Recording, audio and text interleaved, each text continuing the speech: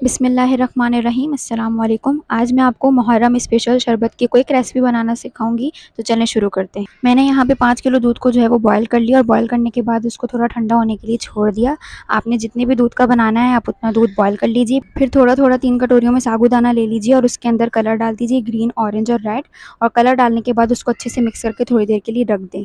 जब कलर उसके ऊपर अच्छे तरीके से आ जाएगा तो उसको 3 से 4 पानियों से वॉश कर लें ताकि सारा कलर दूध के अंदर ना बिखरे।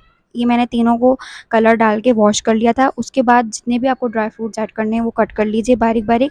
सबसे पहले हम दूध के अंदर साबूदाना डालेंगे। इससे बहुत ही प्यारा जो है वो लुक आएगा शरबत के अंदर और ये फ़ायदेमंद भी बहुत होता है। मुझे यहाँ पे साबूदाना ये कम लग रहा था 5 किलो दूध के हिसाब से, तो मैंने बाद में थोड़ा सा और ऐड किया था। इसको ऐड करने के बाद दूध को अच्छी तरह मिक्स करें और ये देखें कि बिल्कुल भी कलर इसका पूरे दूध में फैला नहीं है। उसके बाद आप कोई भी अपनी मर्ज़ी से फ्लेवर डाल सकते हैं। मैंने यहाँ पे नौरस ऐड किया है। फिर इसके बाद आप अपनी मर्ज़ी से जो है वो ड्राई फ्रूट्स ऐड कर सकते हैं, बादाम, पिस्ते, काजू वगैरह। और फिर थोड़ी सी जेली वगैरह भी ऐड कर लीजिएगा, वो पार्ट रिकॉर्ड करना मैं भूल गई।